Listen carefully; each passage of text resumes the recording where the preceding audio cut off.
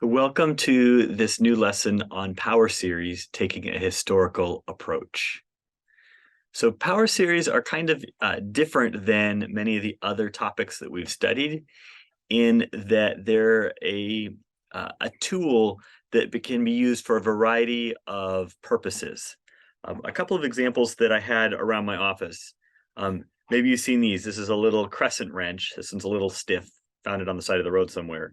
But the same wrench can be used to unscrew bolts that have varying sizes. If you will, it's a type of multi-tool. It has multiple purposes. Maybe you've got one of these lying around the house. This is actually what's called a multi-tool, and it's used to cut multiple things in multiple circumstances. Like you don't have the right tool, but this multi-tool will do the job for a whole bunch of things. In the old days, someone might have had a Swiss Army knife, or now they'll use a Leatherman. It's a multi-tool. The same tool can be used for so many different purposes. Or you all have a multi-tool probably in your pocket, namely a cell phone, right? The cell phone can be used to make phone calls. It can be used to text. It can be used to check Snapchat or whatever social media. But it can also be used to do your banking. It's a multi-tool. It can be used for many, many things. So these are all examples of multi-tools. They might not be the perfect tool for any one task, but it is an amazing tool if you want to do many tasks using the same mechanism. And so we're going to begin this extended study on this idea of a power series. And a power series is like a mathematical multi-tool. It says you might not know exactly the right function or type of function to use, but if you use a power series, you're going to be able to use something that can apply really, really broadly to a variety of circumstances: pre-calculus to calculus, differential equations, applied or applications, theoretical, et cetera, et cetera. And so welcome to this study of the power series, the multi-tool of mathematics. So this is our first lesson on this idea of a power series. I'd like to start by introducing them at a little bit of an intuitive or maybe even a picture type of level. So intuitively, a power series is like an infinitely long polynomial, except that polynomials are defined so as to have finite length. So here's some examples of those infinitely long polynomials. So notice here, you have this f of x, and it's a polynomial because you have these terms like x to the 0th power, x to the 1st power, x to the 2nd power, x to the 3rd power. We're adding all the way along. So notice that there are coefficients in front of each of these terms. Coefficients 1, 2, 3, 4, 5. And the ... tells you we're going to keep on going with this pattern forever. So you might say, well, what are the next terms going to be? So the next term is going to be like a 6, x to the 6th, plus 7, x to the 7th, et cetera, et cetera, et cetera. Like if we went out n terms, we would have n x to the nth. Now, when you have this n x to the nth term, when you're able to write the nth term in that nice clean notation, then we can summarize all this stuff in the nice clean sigma notation, where we'll go from, we'll have an n x to the nth. So this is the same bit that's happening here. Ooh, there's actually something a little bit wrong. Maybe you can already see it. 1, 2, 3. You'll notice there's something wrong in my notes. Ooh, Dusty, what did you do here? You'll notice that this is supposed to be, this is power 0, power 1, power 2, and then I skip 1, power 4, 5. So this is apparently a little bit of a typo that I'll have to fix. So this is 4x cubed, 5x to the 4th, 6x to the 5th, 7x to the 6th. So this term out here should be, so the power, or the number in front is always one more than the power. So if we did n plus 1 times x to the n. So sorry about the confusion. I'll have to fix the typo.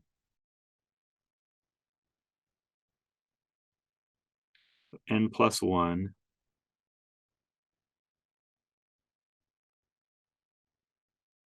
x to the n. We could ask, what's the smallest of these powers? The smallest of these powers happens right here, where our n equals 0. We'll go from n equals 0. And then we also see this thing is going to end with a plus dot dot dot. So we're going to continue this way forever and ever. So we're going to go all the way up to infinity. So this is an example, f of x is an example of a power series. Notice the left side here is the power series, but it's the power series spelled out term by term. And then the right side is the exact same power series. It's just now written a little bit more concisely. So it's two ways of writing the same thing. So there's our first example. In our second example, we have g of x equal to x minus x cubed plus x to the 5th minus x to the 7th plus x to the 9th minus x to the 11th plus dot dot dot. So we might make sure we're seeing the pattern. So this would continue. The next term out would be a plus, and it looks like we have x to the 13th, and then it would be a minus, x to the 15th, and then it would be a plus, et cetera, et cetera. So the signs are alternating, and the powers are going up by 2 at a time, and they're always odd numbers. They're always odd numbers. So notice what our coefficients are. If we wanted, we could write this thing out, including the missing terms. So this would be like saying the g of x equals 0 plus x plus 0x squared minus x cubed plus 0x to the 4th plus x to the 5th. Do you see what is happening here? We are adding in 0 of all the even terms.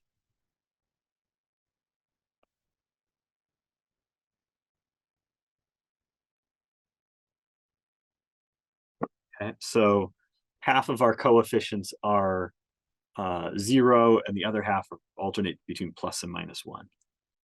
So there's our power series. If we wanted to write this concisely, we would do it as follows.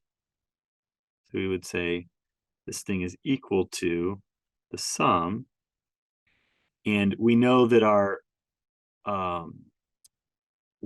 coefficients are alternating between plus and minus 1, and we remember that minus 1 to a power, so minus 1 is minus 1. Minus 1 squared would be positive 1.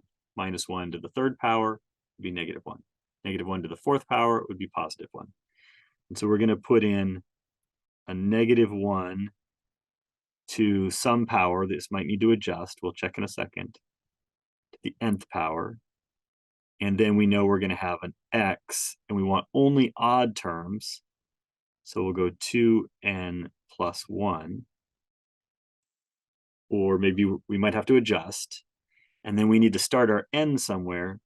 So maybe we will start with the lowest power. We'll just try it out and see what happens. Our lowest power here is at x equals, or x to the 1st power. So let's try from n equals 1 and see what happens. So when n equals 1, this would be negative 1 to the 1st power, which is negative, and then negative 1 squared, which would be positive, and the negative. So these signs are exactly backwards. So we'll make a little adjustment to get our signs to work right. So we have -1 raised to the n plus 1. And then let's check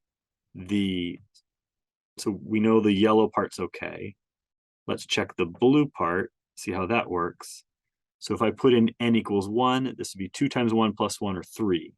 So that'll give me x to the third. And then I iterate, I let n equals 2, and I would get x to the 2 times 2 plus 1, or 5, x to the seventh. So I'm getting the odd terms, but I started at 3 instead of 1.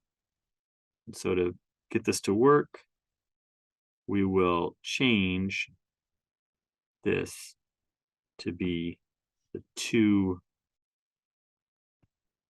what color? So many color choices. 2n minus 1 for our power. So that says odd terms, but I'm starting at 1 instead of odd terms starting at 3. We also notice there's that ... So we're going to have this infinite representation there.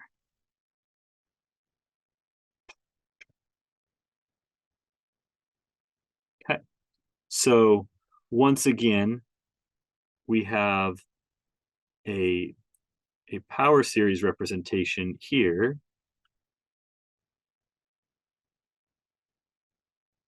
Okay. And we could write that same thing more concisely using this sigma notation. So it's 2 notations for the same thing. In one case, it's really easy to see the coefficients. In the other case, it's really easy to see the general term, but both are accurately capturing the essence of this power series. Okay, h. So h is 1 plus a half x plus a third x squared plus a fourth x to the third plus a fifth x to the fourth plus a sixth x to the fifth plus ... Here we once again see kind of a relationship between the fraction and the power. So the power is always 1 less than the denominator of the fraction. And you can see that those coefficients are 1, then a half, and then a third, then a fourth, then a fifth, et cetera, et cetera. And so I hope you can see that we have a general term here of, we're going to have some sort of a fraction. So 1 over n plus 1, x to the n.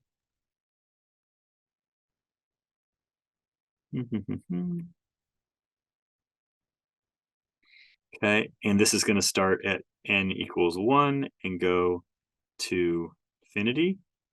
Let's check it out. So if we put in n equals 1, let's try it out. So if we try n equals 1, then our first fraction would be 1 over 1 plus 1, or 1/2, x to the 1.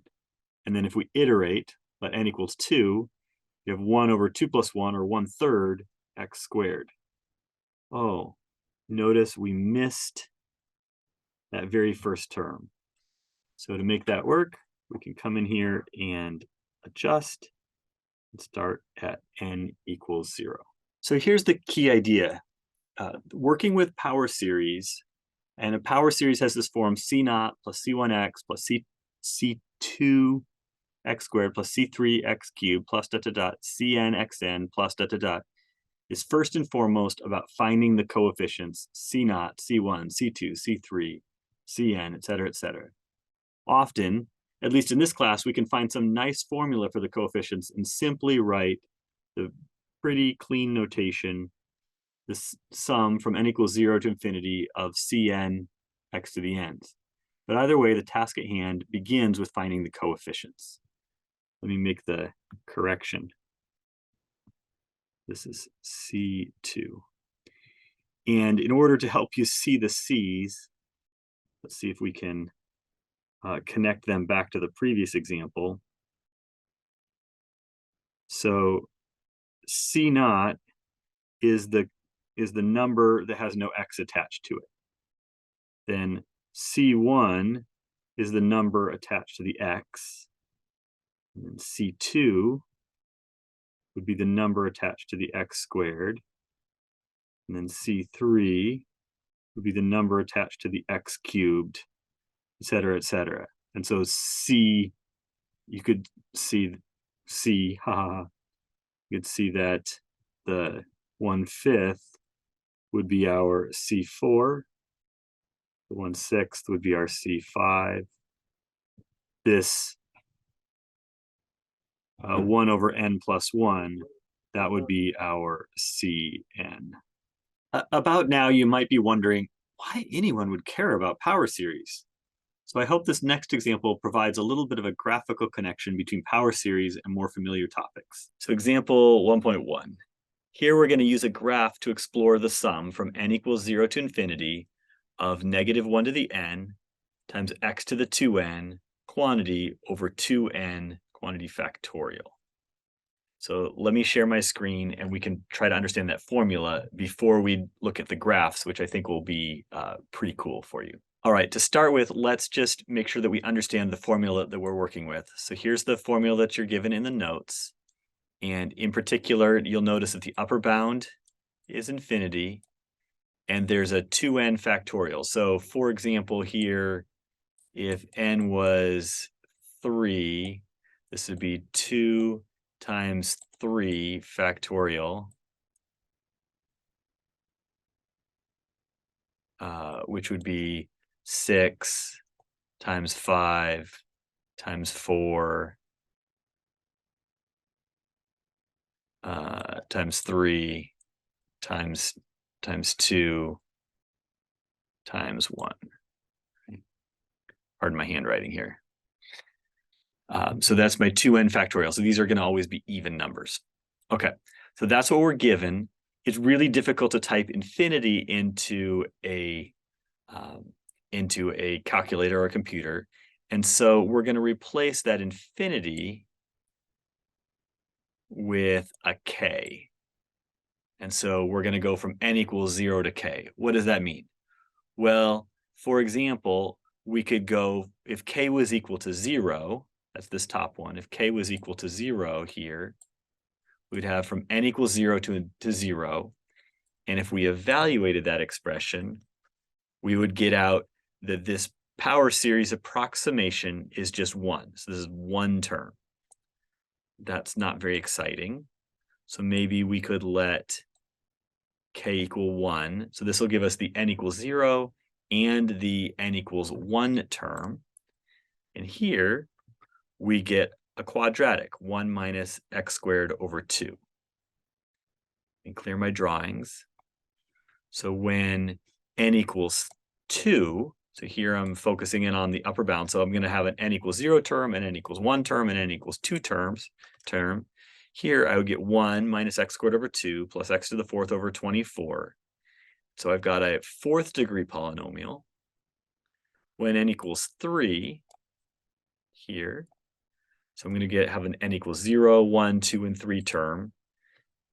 We will have a 6th degree polynomial, 1 minus x squared plus x to the 4th over 24 minus x to the 6th over 720. Notice that the first 3 terms are the same as the 3 terms above. Here, these 2 terms are the same as the 2 terms above. Here, the first term is the same as the one above. So each time as k gets larger, what we're doing is we're just tacking on another entry onto our infinitely long polynomial, or power series. So let's look at this graphically.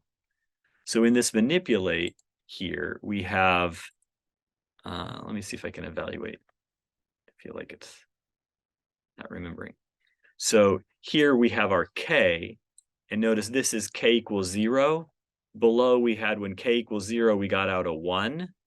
And here's the line y equals 1. If I step forward, oops, that's too far.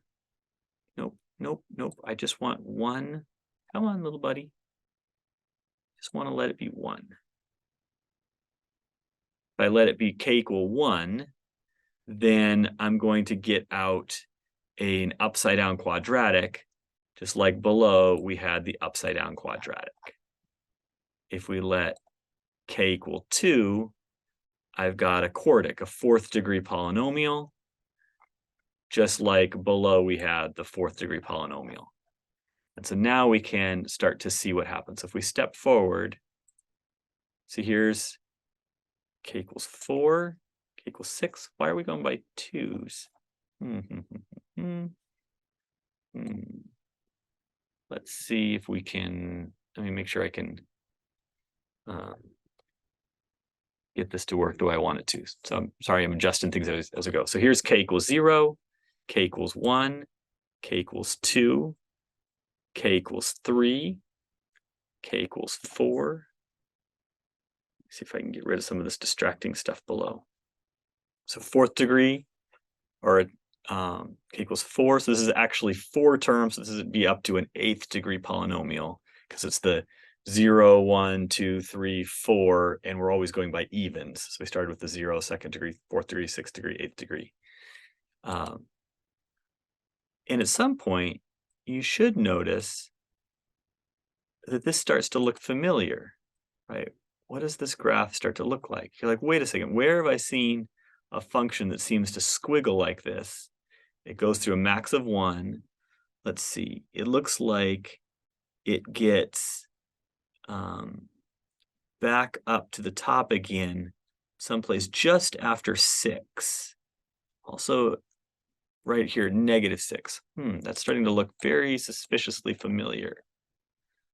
You're like, wait a second, it sure looks like this polynomial looks like what function?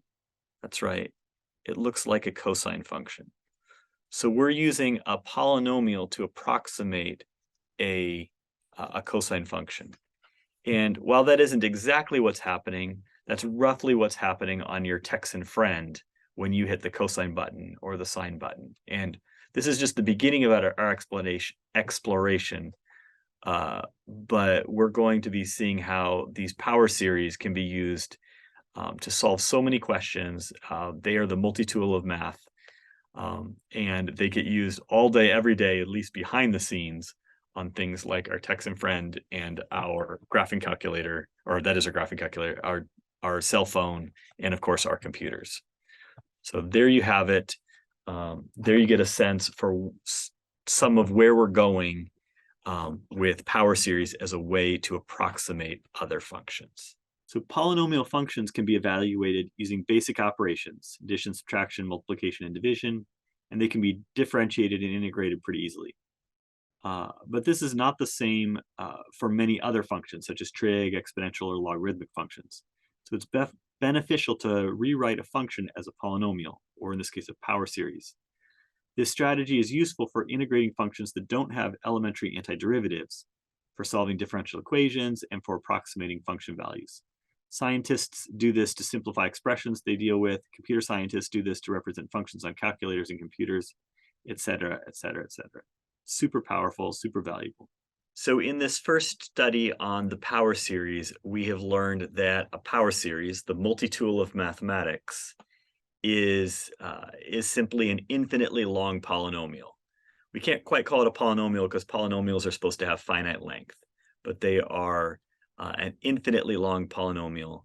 And as we will see in the lesson coming up, the name of the game is to find the coefficients of the polynomial. That is, the numbers that go in front of x and x squared and x cubed, et cetera, et cetera, et cetera.